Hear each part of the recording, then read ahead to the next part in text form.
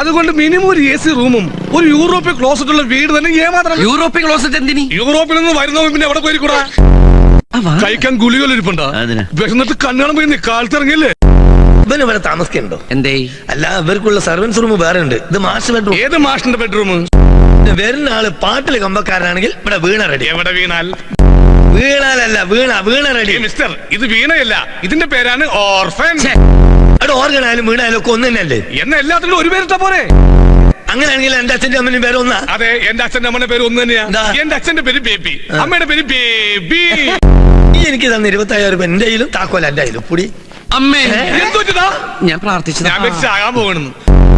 എല്ലാം എന്റെ അനിയന്റെ. നിന്റെ അനിയന് നിന്നോട് സ്നേഹമുണ്ട്. ഇതാ സ്കോച്ച്. അതൊന്നും കോച്ചല്ലേ, ഇത് ക്രീമാ. ക്രിമിക്കുള്ള മരുന്ന്. വയറ്റിന് കുറച്ച് ഒഴിച്ചറിഞ്ഞപ്പോ വയറ് തിരിച്ച് ഫില്ല് ചെയ്യാനുള്ള ചെക്കൻ്റെ ഒരു ആക്രാന്ത. ഞണ്ണാമല്ല ഇരിപ്പുണ്ടോ അവിടെ? മേശ, കസേര, കട്ടിന് തുടങ്ങി യൂറോപ്യൻ ക്ലോസറ്റ് വരെ ഉണ്ട്. അതൊക്കെ മതിയാവോ ജന്മശപ്പേറിനി? ചന്ദ്രേട്ടൻ പൊറോട്ടയും ഇറച്ചിയൊക്കെ തിന്ന ക്ഷീണത്തിൽ അങ്ങനെ ഇരുന്നപ്പോ മയങ്ങിപ്പോയതാണ്. ആണോ?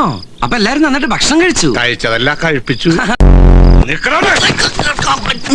കണ്ടാ?